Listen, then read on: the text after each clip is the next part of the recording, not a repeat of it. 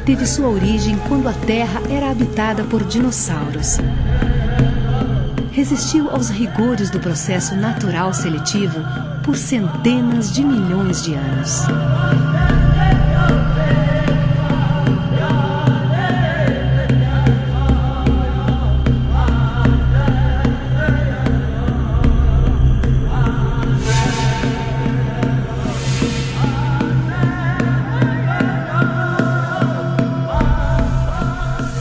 O planeta sofreu intensas alterações geológicas, foi submetido às mais drásticas mudanças climáticas, dividiu-se em continentes, guardou as marcas das invasões e retrações marinhas.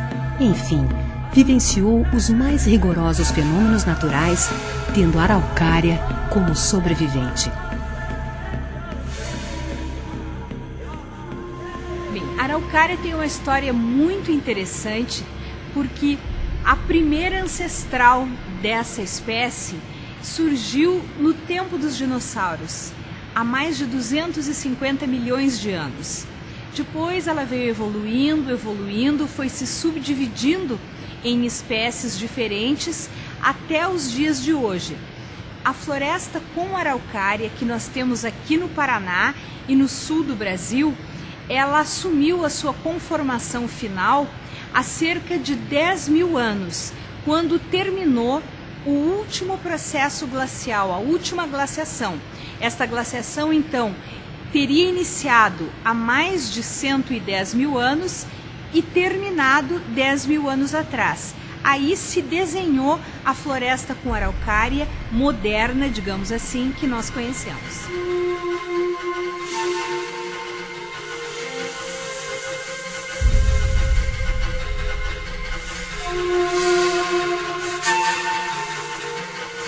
Todas as espécies de araucária vivem no hemisfério sul, na América do Sul e Oceania. Na América do Sul vivem duas espécies de araucária.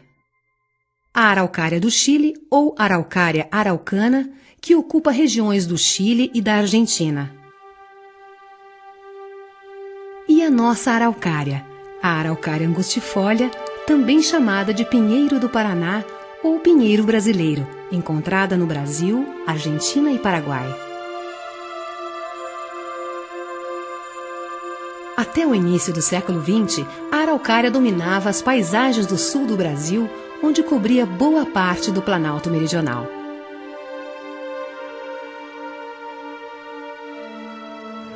A araucária forma uma grande floresta que se chama floresta com araucária. Por quê? Porque a araucária é a árvore dominante nessa floresta. Abaixo da copa das árvores da araucária vivem cerca de 1.500 espécies botânicas, sendo que pelo menos 300 são árvores ou arvoretas. As espécies mais importantes são aquelas muito associadas à araucária.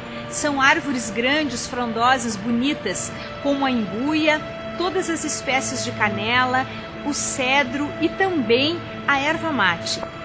No passado, a erva mate era chamada de árvore irmã da araucária. Por quê? Porque elas sempre ocorriam juntas. Onde nasciam as araucárias também estavam as plantas de erva mate, porque elas precisam do sombreado da copa das árvores, das araucárias, para poder crescer e se desenvolver. Dependendo da região, a floresta com araucária apresenta diferentes características de composição. A floresta abriga uma enorme diversidade de animais, desde grandes mamíferos até os menores invertebrados.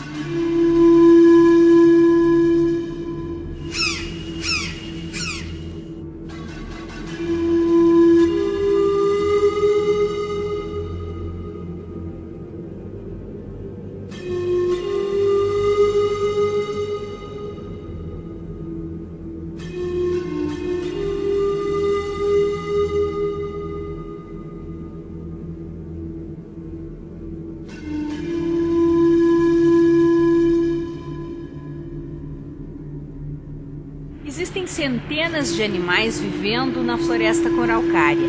Alguns deles são mais dependentes dessa floresta, outros não. Muitos ocorrem em várias espécies de florestas, outros são mais exclusivos da floresta com araucária. O mais exclusivo de todos chama-se grimpeirinho. É uma ave bem pequenininha que se alimenta de larvas que atacam o aparelho reprodutor da araucária. Por isso, entre o grimpeirinho e a araucária existe uma simbiose. Um depende do outro para existir. O grimpeirinho só vive aonde existem araucárias. E se não houvesse esse pássaro, o grimpeirinho, com certeza as araucárias seriam atingidas de uma forma muito mais importante e significativa por essas larvas que atacam o seu aparelho reprodutor.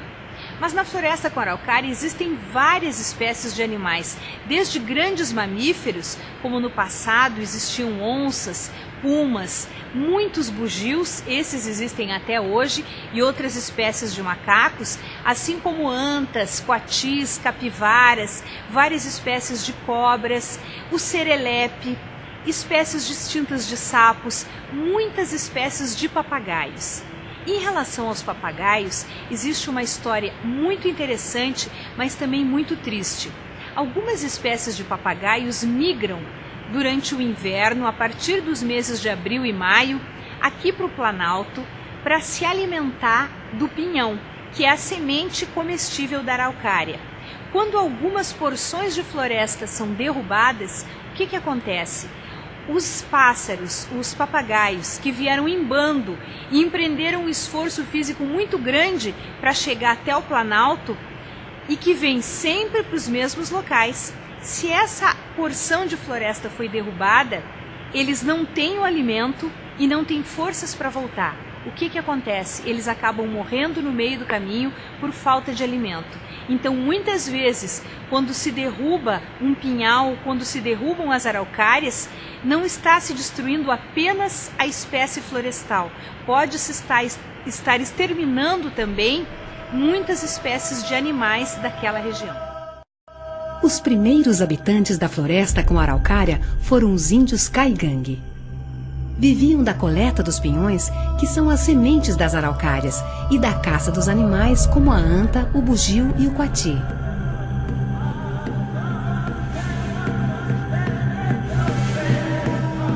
Eram índios que tinham muita intimidade com a floresta, que viviam dela, que sabiam conviver com essa floresta do frio. O pinhão era o principal alimento desses índios. E mesmo depois que o Paraná e que o sul do Brasil foram ocupados, que as florestas foram sendo cada vez mais raras e que os índios foram agrupados em aldeamentos indígenas, quando chegava o período do inverno, eles abandonavam as aldeias, as reservas indígenas e se embrenhavam na floresta para repetir aquele processo ancestral de colheita do pinhão, de fazer farinha do pinhão, de preparar vários outros alimentos. Isso acontece ainda hoje.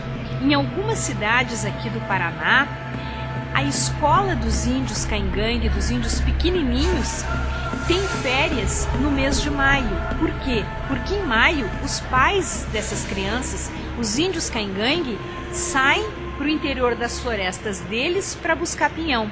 E toda a família tem que ir junto. Então existem férias em maio para que não se perca essa tradição dos índios caingangue. Isso acontece aqui no Paraná. Quando os portugueses e espanhóis chegaram nestas terras, colonizaram os campos, enquanto os caigangue se embrenharam na floresta. Em todo o sul do Brasil, a devastação da floresta com a araucária seguiu um ritmo semelhante, tendo iniciado de forma lenta entre os séculos XVIII e XIX para encontrar sua maior expressão entre 1915 e 1960. Mas a história da madeira é muito diferente aqui no Paraná, porque até o início do século XX, a madeira aqui do sul, ela não tinha grande valor comercial e nem era muito procurada. Aí o que aconteceu? Eclodiu a Primeira Guerra Mundial. Quando veio a Primeira Guerra Mundial, uma das madeiras mais comercializadas no mundo, que era o pinheiro de Riga, era uma árvore parecida com a nossa, que acontecia num país longe daqui, lá no Mar Báltico. Era o pinho de Riga, que crescia na Letônia. Ele não pôde mais ser vendido por causa da Primeira Guerra Mundial. Aí foram procurar uma árvore similar para poder comercializar, e encontraram o pinheiro do Paraná. Então, a partir de 1915, começaram a derrubar os pinheiros aqui no Paraná com interesse em comercialização, com interesse em venda da madeira. E aí começou a grande derrocada da floresta, do norte do Rio Grande do Sul, subindo até o Paraná.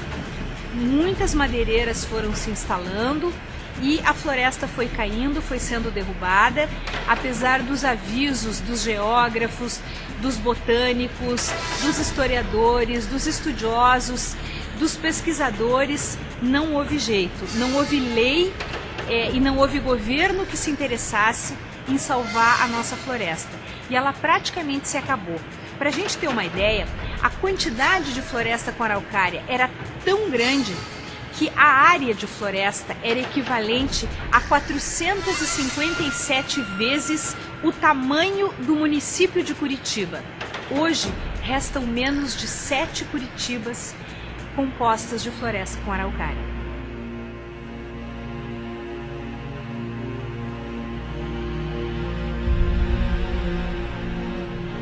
A Lamber, de Percival Farquhar, fundada no começo do século XX, transformou-se na maior madeireira da América Latina. Em seus 40 anos de funcionamento, calcula-se que tenha cortado mais de 15 milhões de pinheiros, além de outros tantos milhões de imbuias, canelas, cedros e outras madeiras nobres.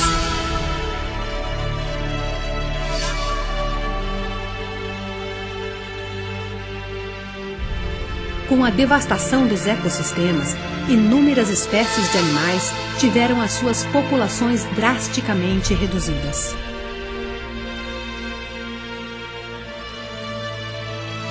Além de preservar os remanescentes dos pinheirais, precisamos aprender o caminho da recuperação de trechos de floresta, para que possamos garantir pelo menos algumas amostras deste bioma. Um velho ditado indígena dizia: a natureza não é algo que herdamos de nossos avós, e sim algo que emprestamos de nossos netos.